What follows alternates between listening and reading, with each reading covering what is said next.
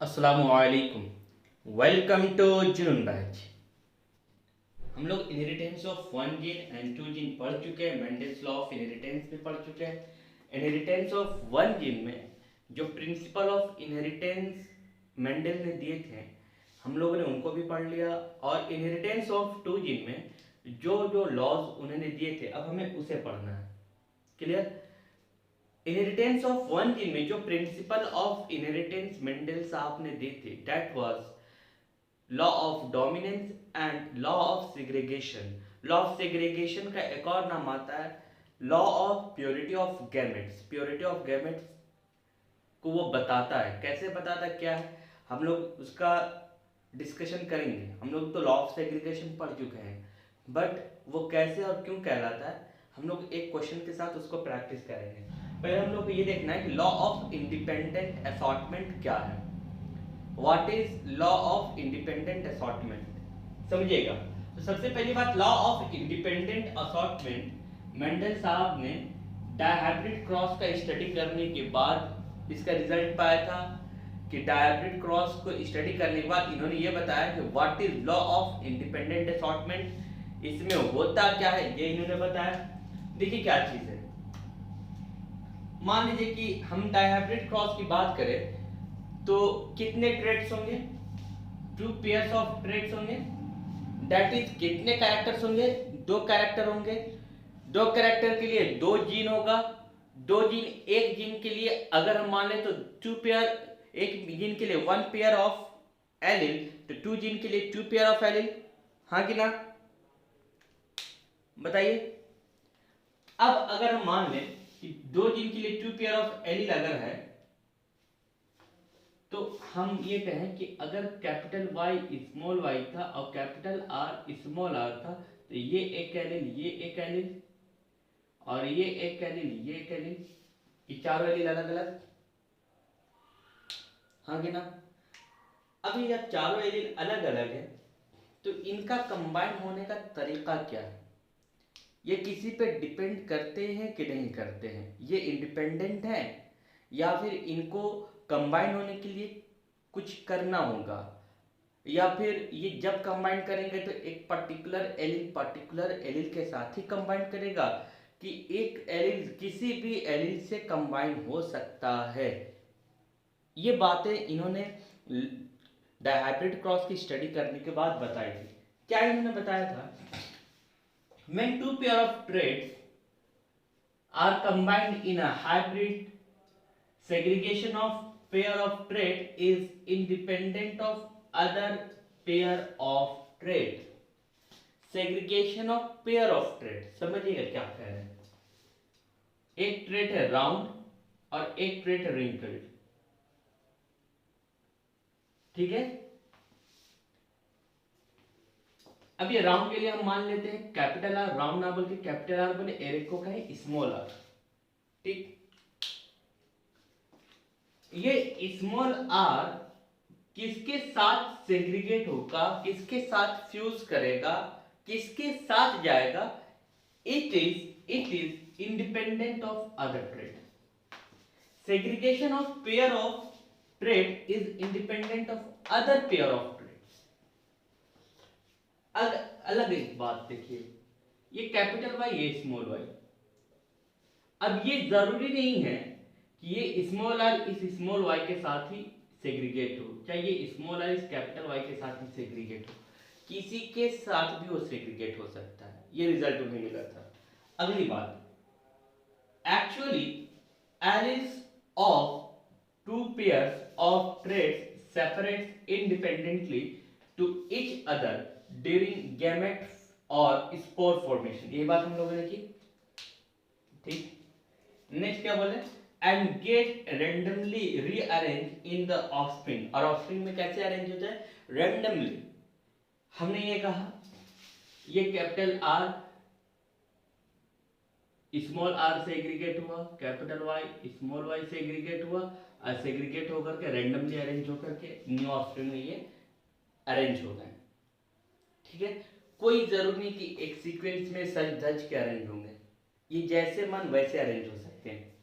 इस तरह से भी अरेंज हो सकते हैं, फिर जब उन्होंने F2 जनरेशन देखा तो वो देख रहे हैं कि जरूरी नहीं है कि सारे के सारे ऑफस्प्रिंग में अरेंजमेंट इसी तरीके से हो। कहीं कहीं पे उनको ऐसे मिला capital R small Y, capital R small Y. आगे बात समझ में? This is called and get randomly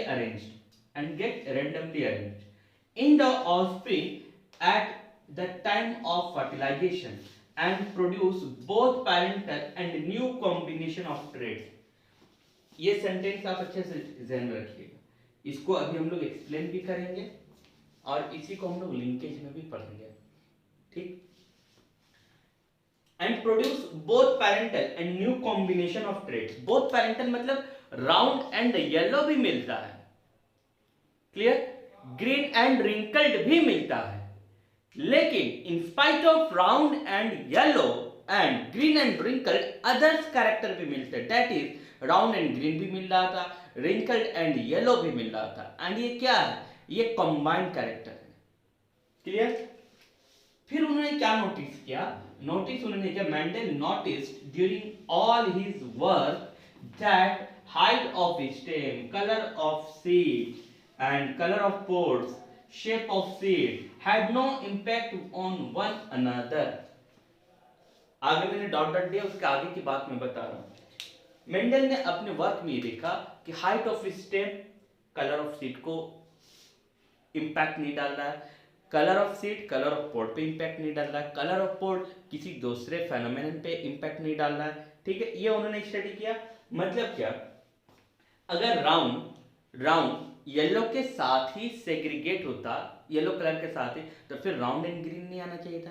और अगर रिंकल्ड ग्रीन के साथ ही सेग्रीगेट होता तो रिंकल्ड एंड येलो नहीं आना चाहिए था, क्लियर। यानी कि एक कलर दूसरे कलर पे, एक कलर दूसरे शेप पर, एक colour height of the stem पर कोई इंपैक्ट नहीं डालता है, जो जिसके साथ जैसे चाहे वैसे सेग्रीगेट हो सकता है, दे आर इंडिपेंडेंट, क्लियर। ये बात इन्होंने आगे कही। आप लोग एनसीईआरटी पढ़ेंगे तो इसके आगे की बातें आपको देखने को मिलेंगी। ये बात आपको समझ में, ये बात आप ध्यान में रखें। Both parent produce both parental and new combination of the traits. इसको आप लोग देखिए, फिर मैं ये सेंटेंस आपको समझा रहा हूं। आप लोग के जहन में 9:3:1 यानी कि 9:3:3:1 होगा। आप ही बताइए जो 9 था वो क्या था, मतलब round and yellow, round and green, wrinkle and yellow, wrinkle and green, क्या था। जो एक 3 था वो क्या था, जो दूसरा 3 था वो क्या था, ये आपको ध्यान में होगा। अगर होगा तो अच्छी बात है, समझिएगा। पैरेंटल कैरेक्टर क्या था, what were parental character, what were parental character, बताइए।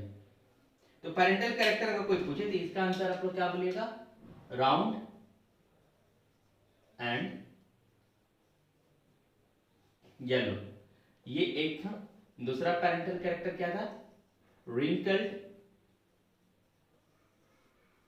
एंड ग्रीन, ये दूसरा पैरेंटल कैरेक्टर था, ठीक है। ये पैरेंटल कैरेक्टर। रिकंबाइंड कैरेक्टर क्या होगा, रिंकल्ड एंड येलो हो जाए, रिंकल्ड एंड राउंड हो जाए, सॉरी रिंकल एंड येलो हो जाए, या फिर ग्रीन एंड ब्राउन हो जाए। एक ही चीज, एक ही जीन अपने ही साथ कैसे सेग्रीगेट हो सकता है, ठीक है। कोई चीज एक वक्त में, जैसे हम एक वक्त में बायोलॉजी और केमिस्ट्री एक ही टॉपिक में कैसे पढ़ा सकते हैं, ठीक है। जैसे हम रिंकल एंड येलो पढ़ा रहे हैं, इसी में हम बायोमोलिक्यूल्स नहीं ना पढ़ा सकते हैं, ये कभी कभी हो जाता है टाइम स्लिप। मैंने क्या कहा, रिंकल एंड येलो भी हो सकता है, रिंकल एंड ग्रीन यहाँ पे था ही, ग्रीन एंड राउंड भी हो सकता है, एंड ग्रीन एंड रिंकल है ही। तो हम क्या कर रहे हैं कि कोई भी एक पैरेंटल कैरेक्टर शो करेगा और कभी कंबाइंड कैरेक्टर शो करेगा, ठीक है, यानी कि न्यू कैरेक्टर शो करेगा। हमें क्या मिले थे, 9:3:1, समझिएगा। ये जो 9 थे क्या थे, राउंड एंड येलो, और ये जो 1 था ये क्या था, रिंकल एंड ग्रीन। इसमें से एक 3 क्या था, ये एक था wrinkled एंड येलो, और इसमें से एक था राउंड एंड ग्रीन। देखिए ये पैरेंटल कैरेक्टर और ये जो है ये पैरेंटल कैरेक्टर, ये दोनों पैरेंटल कैरेक्टर हो गए। पैरेंटल कैरेक्टर हमने कहा था कि पैरेंटल कैरेक्टर मिलेगा, दूसरा कंबाइंड कैरेक्टर भी मिलेगा, एक न्यू हाइब्रिड कैरेक्टर। हाइब्रिड क्या है समझिएगा। रिंकल्ड इस पैरेंट का फेनोमेनन, ठीक, एंड येलो इस पैरेंट का, ठीक। तो ये क्या हुआ, ये पैरेंट और ये पैरेंट का कंबाइंड कैरेक्टर हमें यहां देखने को मिला। राउंड इस पैरेंट का कैरेक्टर ये आपको यहां पे मिला, ठीक। ग्रीन इस पैरेंट का कैरेक्टर ये आपको यहां पे देखने को मिला। मतलब यहां पर भी कंबाइंड कैरेक्टर आपको देखने को मिला। अगर कोई बोले यहां पर हमको रेशियो बताइए पैरेंटल एंड रिकॉम्बिनेंट कैरेक्टर का, तो क्या होगा, तो हम क्या बोलेंगे कि 9 and 1 10, 10 क्या है पैरेंटल कैरेक्टर, एंड 3 3 6 क्या है रिकॉम्बिनेंट कैरेक्टर। इसी का आपको डिवाइड करें तो क्या बनेगा 5:0, 5:3। ये क्या है पैरेंटल कैरेक्टर, और ये क्या है रिकॉम्बाइंड कैरेक्टर।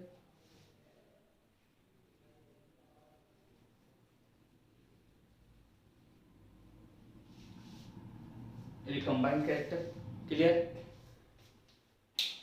और यही बात जो जो सेकंड लॉ मैंने लिखी थी उसमें यही बात लिखी थी कि हमें मेंडल साहब ने डायहाइब्रिड क्रॉस का स्टडी करके क्या बताया था। तो उन्होंने जब डायहाइब्रिड क्रॉस का स्टडी किया तो उन्होंने ये बताया कि एक कैरेक्टर दूसरे कैरेक्टर के इंडिपेंडेंट है, एक ट्रेट दूसरे ट्रेट के इंडिपेंडेंट है, और एलिस जिसके साथ जैसे चाहे सेग्रीगेट हो सकते हैं। मतलब क्या, मतलब ये कि सपोज कि हमने ले लिया capital R small R capital Y small Y, ठीक। जब हमने ये ले लिया तो यहां से क्या बना कैपिटल आर, और यहां से क्या बना स्मॉल आर, और यहां से क्या बना कैपिटल वाई, और यहां से क्या बना स्मॉल वाई। ये एक अलग एलिल है, ये अलग एलिल है।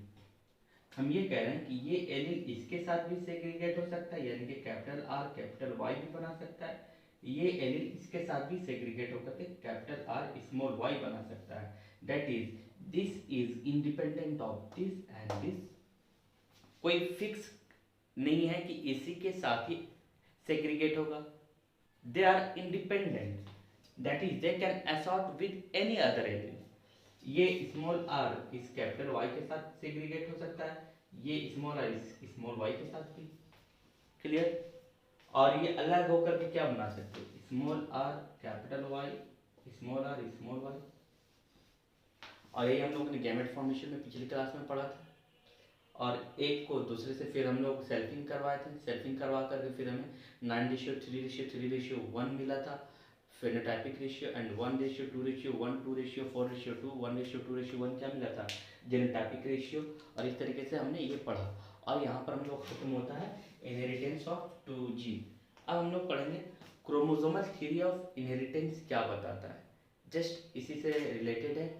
और कल हम लोग जब पढ़ रहे थे लॉ ऑफ डोमिनेंस, हमने वहाँ पे कहा था कि कुछ बातें आप लोग याद रखिएगा, क्रोमोसोमल थ्योरी ऑफ इनहेरिटेंस पढ़ते समय जरूरत पड़ेगी, इसको आप लोग नोट कीजिए।